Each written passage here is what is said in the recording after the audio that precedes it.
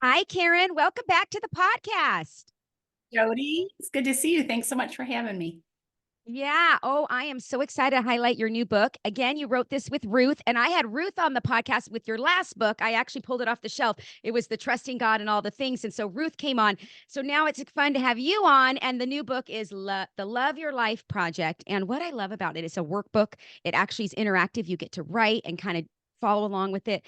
And it has a lot of Bible in it, but the subtitle is 40 Days to Prioritize Your Passions, Cultivate Productive Habits, and Refueled with Times of Rest. And I feel like the timing of this book and the timing in my life was just perfect because this summer I just kept saying, I need more balance. How am I going to take all these things I have on my plate and balance them? And I feel like your book has so many great tools. So here's the quote on the back. If someone watched how you spend your days, would they be able to tell what your passions and priorities are?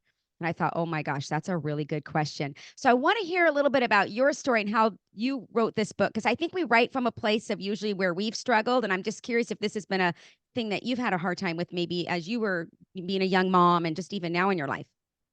Yeah, when I first was married, I think actually my husband and I were in premarital counseling when someone told us, uh, well, asked us a different question, kind of along the same lines of what you just said. You just said if somebody watched how you spent your time, would they be able to tell what your priorities were? They said in this premarital counseling, if someone were to look at your checkbook, could they tell? Mm, Feel like, I've been married a couple decades now, and I feel like it used to be people spent their time in a wiser way. And so it was more like, what are you spending your money on? And that was the focus, where's your treasure? Where's your heart? It was all about money. But now I feel more it's these trivial pursuits of time where mm, we have so many things vying for our attention every day, so many things that we can be devoting our time to. And when I got married, I think cell phones were invented, but they weren't a big thing. Not that right. old. They weren't a big thing, and there wasn't social media, and there wasn't, Netflix, and hang out and watch 17 movies in a row. I mean, there weren't those things. Right. I'd have gone to a movie once a week. But I think it's very true when we really say what our priorities are. We need to make sure that how we spend our time matches up with it, and that we're not saying our priorities are in a certain order, but the reality of our life is exactly the opposite. And so I think it's just a really good kind of toss out question to begin for somebody who really wants to learn to live their priorities and love their life, to actually honestly assess, does what I say come first in my life really come first? That's so good.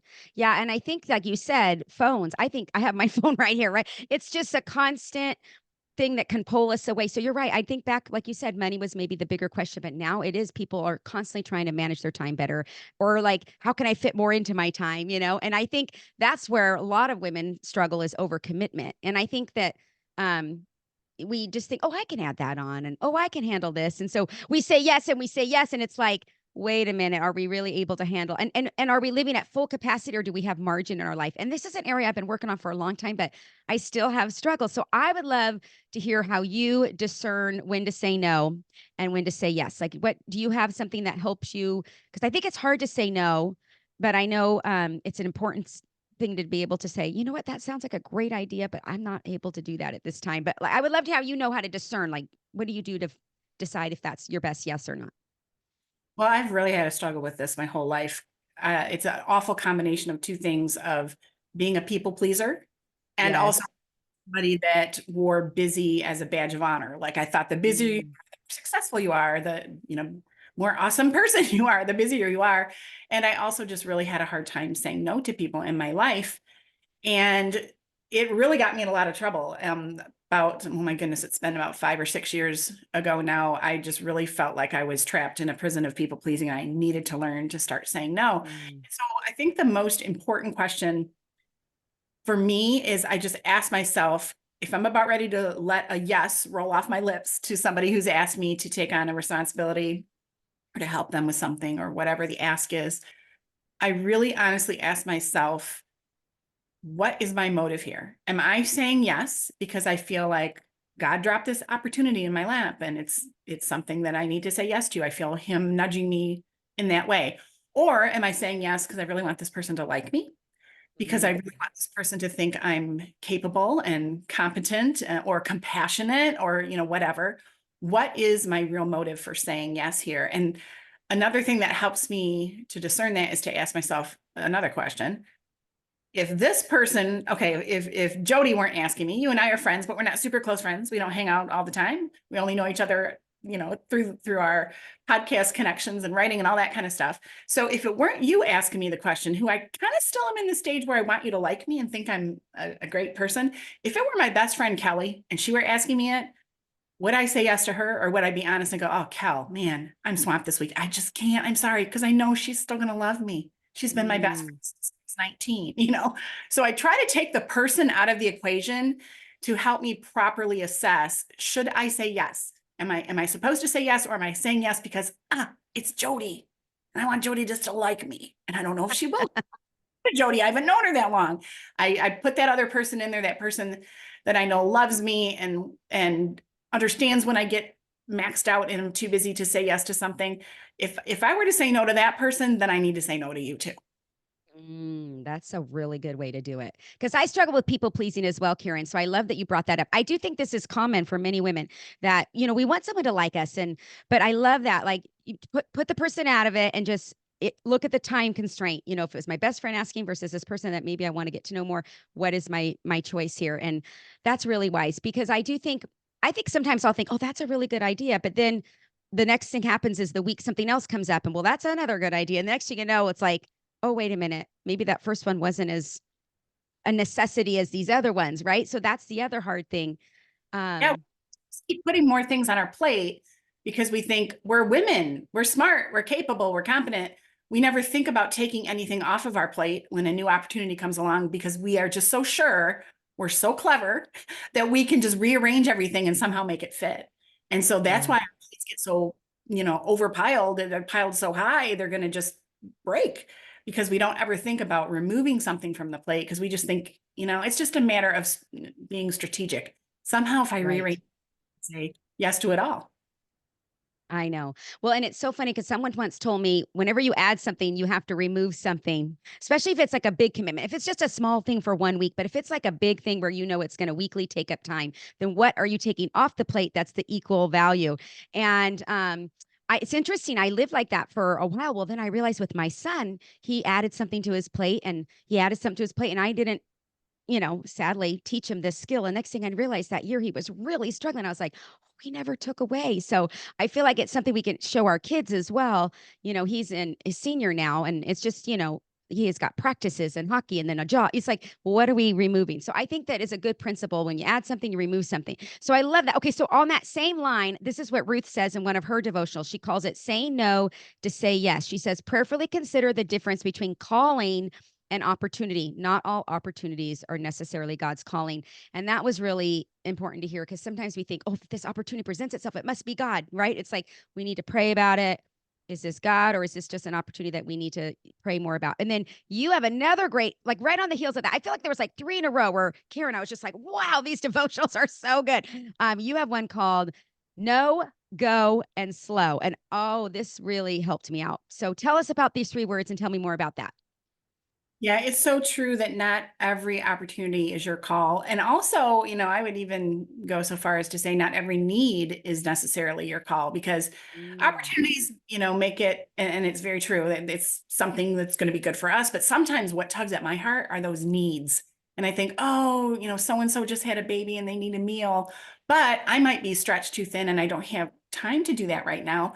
I need to just trust that God's going to take care of them. Maybe do something, quicker, like send them a gift card or something if I don't have the time instead of knocking myself out and neglecting something else because I think that need is my call. So we need to be careful that we don't just assume every time we hear of an opportunity, every time we hear of a need, that it's our call. And so those 3 words in the devotional I wrote that followed up the one where Ruth was talking about calling, when I talk about saying no, slow, or go, I feel like it's something we really need to discern with each opportunity is, God's saying, go, like meet this need, grab this opportunity, sign up for this responsibility. Do we really sense God calling us to do that? Then that's okay. We can say go. Sometimes we need to say no. We just don't have the bandwidth. We don't have the mental capacity. It's not going to be something we can take on without it being detrimental to our family, all sorts of things. Then we need to say no. But in the middle is this slow where sometimes, Mm. not that we need to say outright no, and we don't need to jump in, with both feet and say, yes, go, it's go time. Sometimes we need to say slow, like maybe I can do a little bit of this that you're asking me to do, or maybe I just need to wait. And let me give you an example. When I was first speaking, I got asked to speak at a wonderful conference. It was a conference I'd always dreamed of speaking at, a big conference for moms. And I, right out of the bat, just wanted to say yes to this email I got. And then I thought, wait a minute, I feel like there's something on my calendar that weekend. And I looked forward, this was like in the summer they were asking me, and I looked forward to the January that they were asking me about. And I realized it was the Saturday just prior to my son's 5th birthday, who's going to be 5, I think on Tuesday. And so the a weekend after his birthday wasn't a possibility to have a party. So it was going to have to be on that Saturday when this conference was. And I had so many people just say, just go, just do his birthday like 2 weeks earlier, just, do his birthday, whatever. But I knew that he knew that's just what we do. We have it on the Saturday nearest your birthday.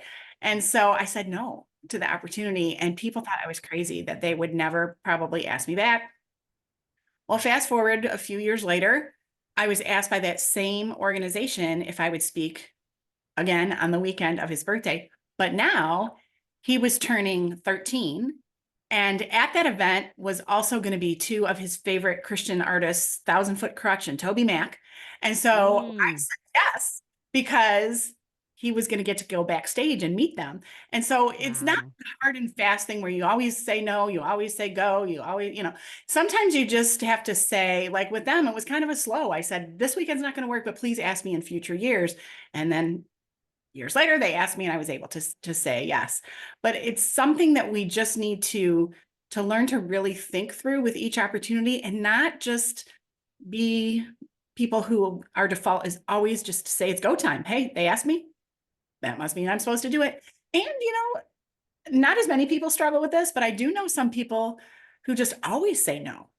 They Oh. very, very much guard their time, which is great. They feel like their family is their first, which is so true, and most important, which is so true, and only ministry, which I would go, not they're not your only, because how are your kids going to grow up with a vision for ministry if they never see you do it?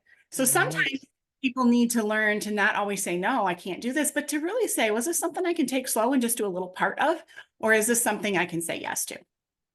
Yeah, such good balance. And again, your kids are watching what we do, right? That's the thing. And so if you always say no, then they're going to think, well, I guess we're never supposed to go and serve God. But that's not that's not what it says at all in the Bible. So it is fun that balance. And I love how like that to me when I hear this story, I think, wow, because I'm someone that's starting to speak now. So I think about that. Like if I was offered this thing, it was on that week, like that would be such a hard thing to say no to, Karen. But I love that you put your family first, right? And I love that. And then I love that like God rewarded that years later with the same ask.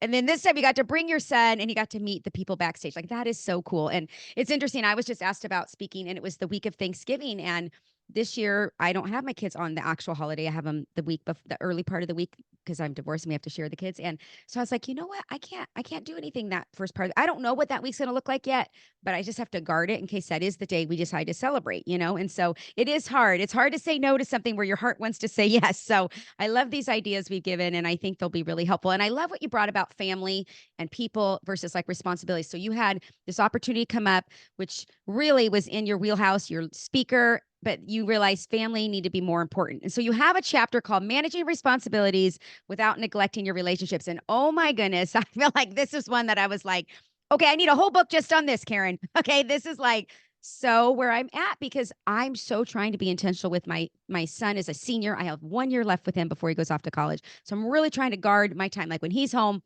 I want to be fully there because he's not even home for more than an hour. Let's be real, right? Then he's off to the next thing. So I'm trying to, but then at the same time, I have these responsibilities, or you know, you plan these podcast interviews sometimes way in advance. So sometimes, like the 1 hour he's home, is I'm like I have this commitment. So it's like sometimes I'm sorry, babe, I got to go do this commitment I have. But sometimes it's like, okay, I can push that off and spend time with you. So I would just love to hear how do you juggle this? I need some pearls of wisdom, Karen. I need some pearls of wisdom. You know, it's a universal thing people face. We all have tension between our relationships and our responsibilities, between our people and our projects. And it's a fine balancing act to know, when do you say to your people, I'm sorry, I'm working right now, I'm busy with something. Or when do you say to your projects, hold off, this person needs me. And I don't want Mm-hmm. to just like a Sunday school answer, but it really does start with praying, with saying, every day, Lord, there are going to be people who need me today, and there are projects that need to be done. Please help me to navigate that tension. Please help me to know when you are tapping me on the heart and telling me it's time to put down the laptop, or whatever it is, the dishes, whatever it is that I'm doing, and tend to a person in my life. And help me to know also when there's a person in my life that's kind of crossing some boundaries, and maybe they could Mm, weekend and I could talk to them, because I have this project that's due at 5 o'clock, and that needs to be the priority. So I do think that prayer really is the starting point. And then I think mm, we also need to just really evaluate each situation that comes up. There's not going to be a slick formula for when to say yes to the person and no to the project, or the other way around, but just to evaluate each thing as it comes up. And, for example, I remember I was doing something on my computer. I needed to get something in that day. It was like some deadline for taxes or something. I don't know. And I saw my phone light up, and it beeped and it buzzed and alerting me that I had a text message, and it was a friend who I love dearly. But my husband has this category of people he calls VDPs, very draining people. And sometimes they really need to talk, and they really need to re-talk, and they really need to rehash what they just told you 3 minutes ago, and they just kind of drain you because they're just talking. And let I can be a VDP to my husband. He's like, sometimes you're being a very draining person right now. But I saw that phone. I know this person. She just talked to me last night. She probably wants to tell me more about the little situation she's in with her sister-in-law, and wants me to tell her what she should and shouldn't do. But I have this thing I'm doing on the computer. I need to get this in. I actually have other things I need to do before 5 o'clock. So I'm just going to have to ignore her text until after five mm. o'clock. Now, there are other times when I'm in the middle of doing something on my laptop, and my elderly widowed neighbor next door texts me, and she can't figure out how to get her computer to turn on. I need to stop what I'm doing and go help her. It's Right. not that you always choose the projects over the people. It's not that you always choose the people over the projects. It's that you prayerfully and carefully discern, which do I spend my time with right now. I kind of think of it like having bifocals. I forgot Mm, now, so you're not seeing my bifocals. And they've got really good no line bifocals, but I'm over 50 now. So I'm at that age where I've got to have bifocals, and I need to toggle back and forth between looking long distance and looking right up here. And it's like that with our people and our projects. We're constantly having to toggle between the two, looking at them, scrutinizing, trying to decide which one do I give my attention to right now and which one is going to have to wait. And it's mm, I something, lo- it never goes away. It's going to be until the day we die that we have to navigate that tension between our relationships and our responsibilities. you said it so well. And I love the two examples you gave because you're right. That neighbor needed you right then and there. And you could just stop. It's going to take 10 minutes, maybe 15, but like, this is my best. Yes, this woman needs me. Whereas someone else, you just talked to her last night. It's like, you know what? I got to put that on hold. I can talk to her again later tonight or the next day. And this is where my focus is. So I think it's great examples. I love the draining. What was it? What was the saying? EP, very draining people.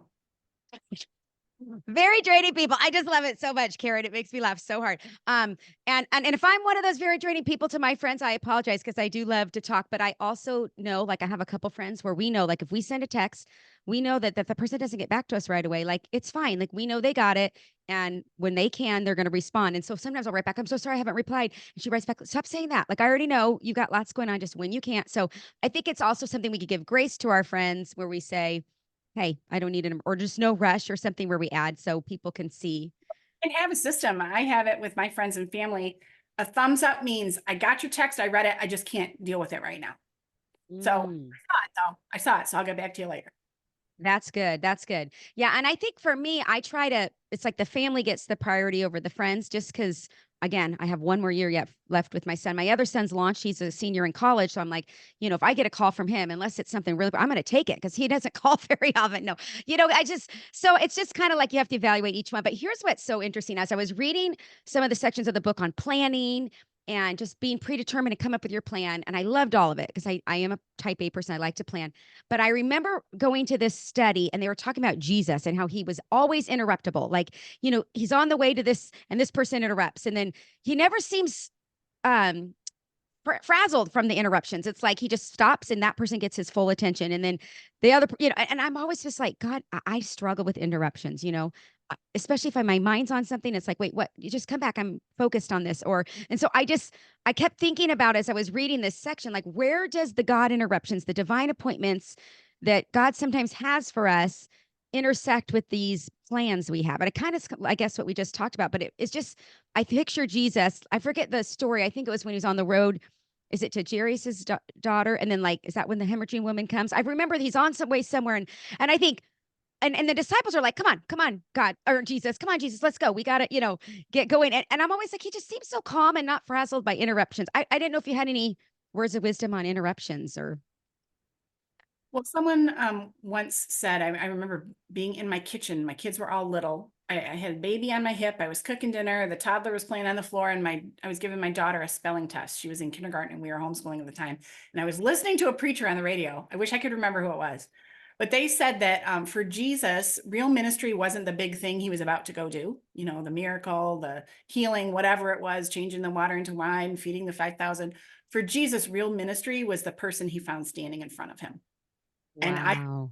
so true. And it's so good. And so for me, not to say that you don't have boundaries and you don't have guidelines and you don't put things in place, I put my phone on do not disturb. I turn the sound off so I can focus on what I'm doing. But if somehow through the barriers I've put up that I feel are helping to guard my time, I still get interrupted by that neighbor knocking on the door or whatever it is, then I need to know when it is God telling me to stop and focus on that person in front of me. And again, it just comes down to your walk with the Lord and being in tune and knowing when it's the Holy Spirit prompting you and knowing when it's, a VDP, very training person who, should be running to God, but they're so used to running to you because you always say yes. That sometimes is these VDPs.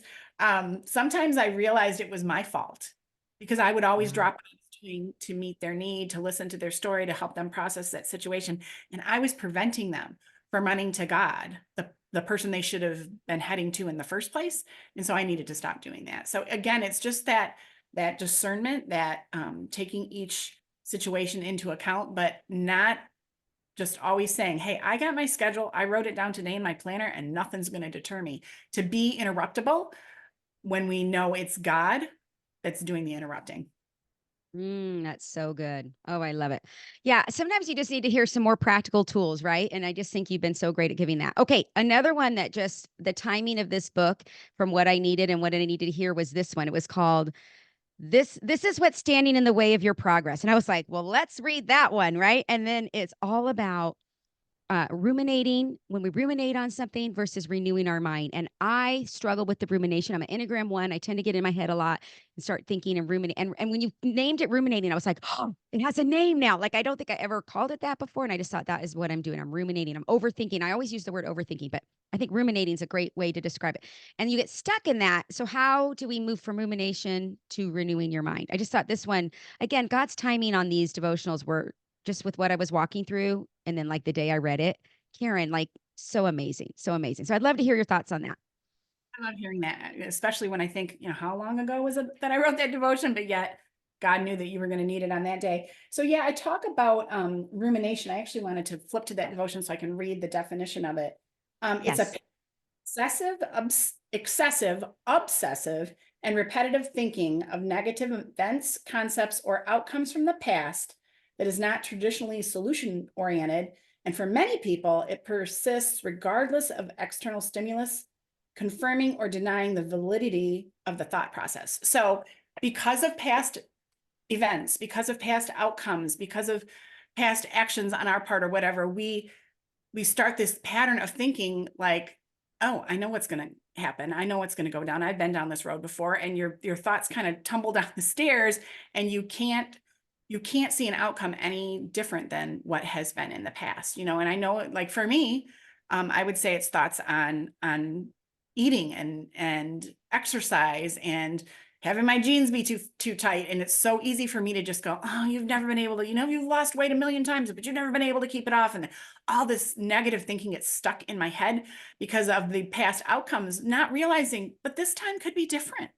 This time could be Right. whatever the situation is, if it's a relational thing, if it's a productivity thing, whatever it is, our brains, they settle into those ruts that feel familiar, even though they're destructive, even though they're counterproductive, even though they're negative, they feel familiar because it's always how it's been in the past. So our brain just likes to go there because, oh, I've been here before. This feels familiar. And it's Yeah. it's harder to pick up your foot and walk in a different direction, to make your thoughts go in a different direction, and to renew your mind and think, but wait, stop, hold the phone. What does God say about this? Could this be Mm. different?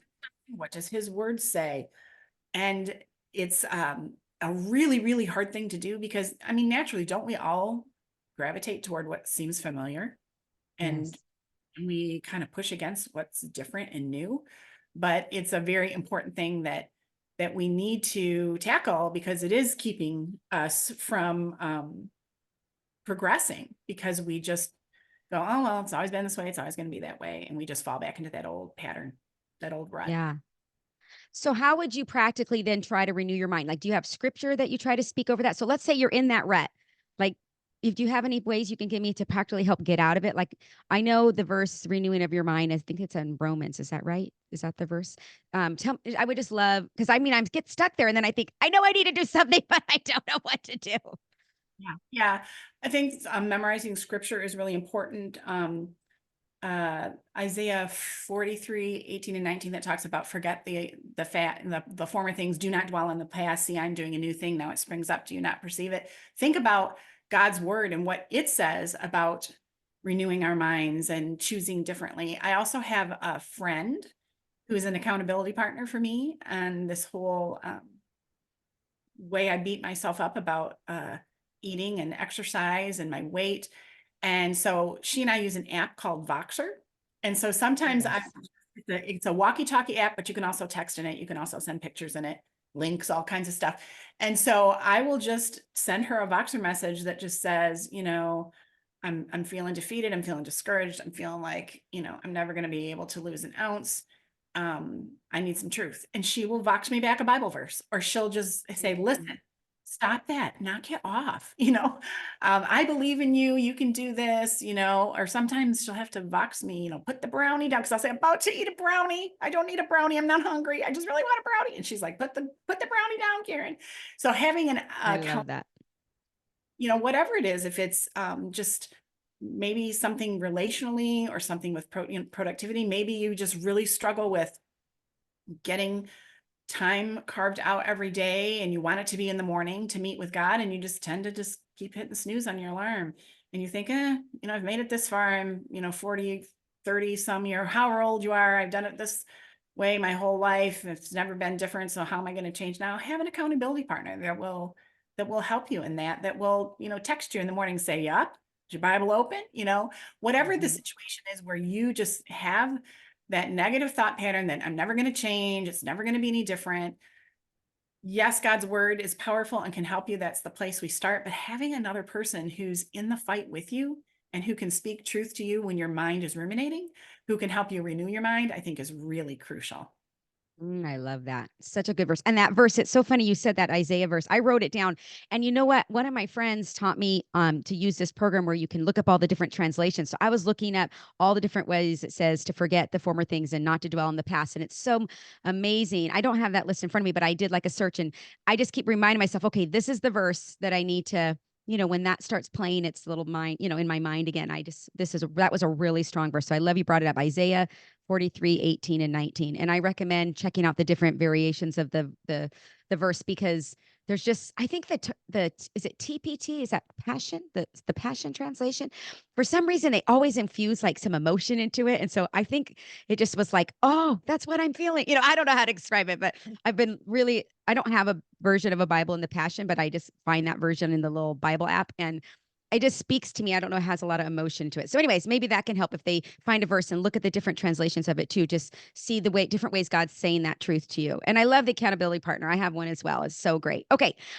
Because of time, we're gonna one more question, then we'll get to my favorite question about books. But phones. Oh, you can't write about a book about prioritizing your time and passions without bringing up the phone, because we live in a day where the phone is right there. It has a little sounds, like you said, it beeps and it bugs you. And I love you have this whole section about how your phone should be a tool rather than a tyrant. And I thought that was really profound, because I think sometimes the phone kind of, it's like our tyrant. It beeps and we go, brr, we run over to it, versus like, hey, I'm going to let the phone, I'm in charge of the phone. So you share actually a lot of really practical tools in that chapter. And I just love to have you share a couple, maybe what's your personal favorites to help you with that. I know you mentioned you put it on do not disturb at times, but how do you help the phone not dictate your day? To be the boss of our phones rather than the other way around, because we're just in their at their beck and call, and it's hurting our relationships too. That statistics show that if you and I were out to lunch together, just the presence of my phone sitting on the table, if I have it out and the screen facing toward me,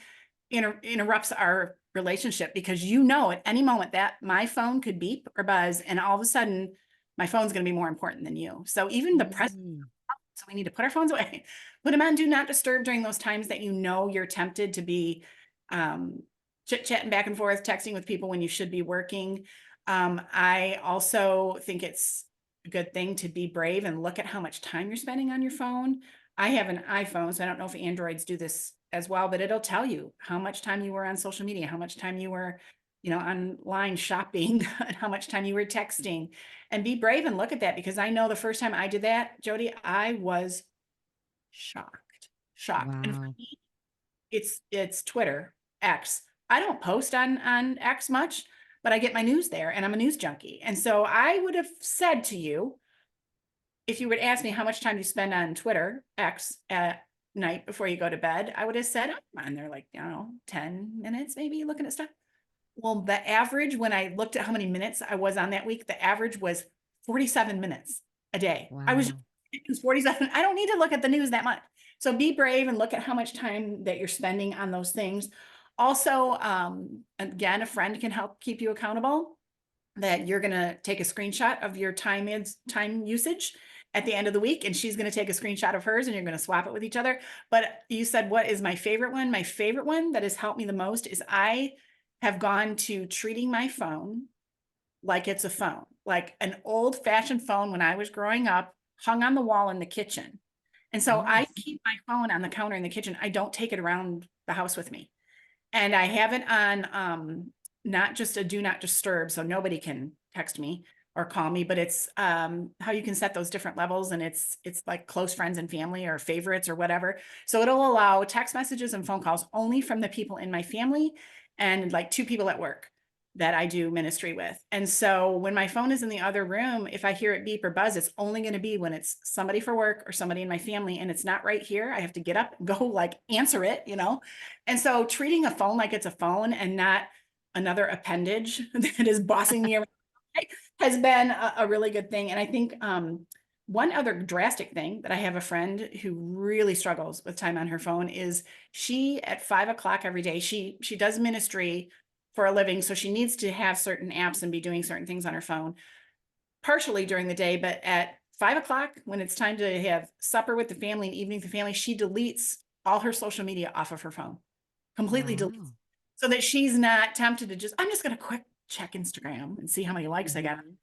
She can't do it till the next morning at 7 o'clock, when she's up and done spending time with the Lord. She downloads all those apps again, because she said she can't trust herself with them. She can tell Wow. herself after 5 o'clock, I'm just going to put my phone in the kitchen like Karen does, but she can't control herself. And so she just deletes them. So she can't even get into them. That's really, really good. I love that because again, sometimes we just need something drastic to help. I love the idea of putting it in another room and not walking around with it because half the time I lose it. Where did I put it? I can't remember. And then I do think that's great to have the favorite. I think it is I have to look how to do it, but I think it's just your favorites can reach you. So you put them in there, and if there's not on that list, they can't find you. So now let me ask you this though: when it talks about the usage of the time, I just have a thing that says this is how much I've been time on it total. How do you figure out how much you've been on each app? Is there something on the phone that does that? I just scroll to the side, it just comes up and it says right here, it shows 3 hours and 46 minutes today. Productivity and finance, social and utilities. How many I've been on text messaging 24 minutes, Instagram an hour Interesting. today. But yeah, I just scroll to the left and it was right there. Okay, I'll have to check that out because I usually just see like total usage and I'm like, well, that doesn't help me. What? Yeah. So I love because I think texting and stuff that's like communicating with family. But yeah, the social media would be good to see. And I've taken a huge break. Like this summer, I was hardly on it. I kind of just decided I'm taking a social media break and really didn't post a whole lot and just kind of decided to kind of go radio silent for a little while. And it was lovely. But, again, you need to do that for your ministry. So it's not like you can always be doing that. But I do think there's times to take little breaks and fasts, and that's helpful. So, all right. Karen, last time you were here, my favorite question to ask is what books besides the Bible have changed your life? And last time you were here, you told me about this book called Soul Keeping by John Ortberg, and it was just as phenomenal as you shared. So I cannot wait to get another nugget from you of another great book. So you have something else you want to tell me about? Completely through it yet, so I will say that. But so far, I mean, I'm probably 2/3 of the way through it. I'm loving it. It is the book "Why Am I Like This" by Kobe Campbell, and the subtitle is "How to Break Cycles, Heal from Trauma, and Restore Your Faith." And it just talks a lot about childhood trauma, and sometimes we don't think that we had a traumatic childhood, but there can be, things that happened in our past that really affect us to this day. For me, I was the daughter of an abusive father who then later came Mm. back to the Lord, made amends with all the people that he had wronged because he'd wronged a lot of people, had multiple affairs, divorced my mom when I was, I think, in the second grade. But I was just seeing some different things I was doing in my life as an adult. And I thought, why do I do that? Why am I such a people pleaser? Well, I realized it was because I grew up in an abusive home with a dad I didn't want to make mad because he might hit me Mm. if he was drunk, and a mom I didn't want to make sad because her white picket fence dreams were falling apart as my dad was drinking and having affairs and stuff. So I didn't want to make her sad. I didn't want to make him mad. So I just learned it was my job to make everybody happy. And so this book Wow. just really helps you to dive back into your childhood, not in a way that blames anything, but that just Right. really understands, like, why am I like this? Why am I such a people pleaser? Well, because in second grade, I suddenly became the one that was supposed to make everybody happy. And I became the protector of my mom. I didn't want my dad to hit her, and I didn't want her to be sad and lonely. So I would, in high school, I'd stay home on Friday nights to hang out with my mom rather than go out with friends because I didn't want her to be all alone because she didn't tell anybody about the things she was going through. And so this "Why Am I Like This?" This book has Yeah, can just I been see the cover? Can you hold it up? I just want to see what it looks like. really good Oh, to it's a cool cover. Yeah. faith, and then what part God plays in this and how he can meet us in those places where we've fallen into unhealthy patterns because, something that happened to us when we were young. And it can be, I've had a couple friends who've read this book and they said, it can be just that they were kind of not in the popular group at school and that was traumatic to them in its own way. Or, they just felt like they always wanted to be in one uh, career path and they never quite made it. So they went a different direction, but they've always felt bad about that. And they've always felt less than. I mean, there's so many things that are rooted in our past and what happened to us, what we wish would have happened to us, what we thought would be our future that isn't. And it really affects how we react to people today, but we don't always draw those correlations.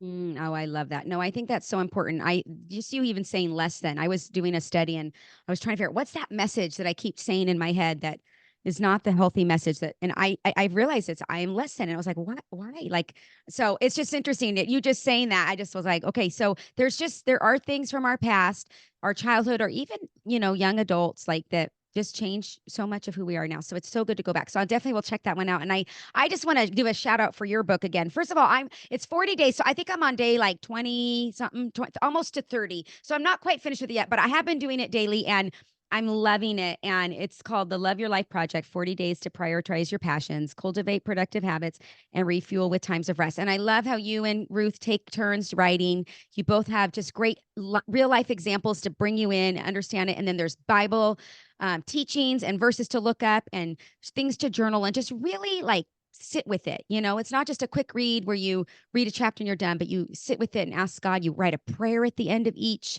chapter, which I've been really loving. Like, okay, God, I'm surrendering this to you. And you write out your priority. I mean, it's just phenomenal. I think it's going to help a lot of women, Karen. And so thank you for writing it, first of all, and then for coming on the show and highlighting it today. It has been a lot of fun to have you back, and it's been a joy to see you again. So thank you.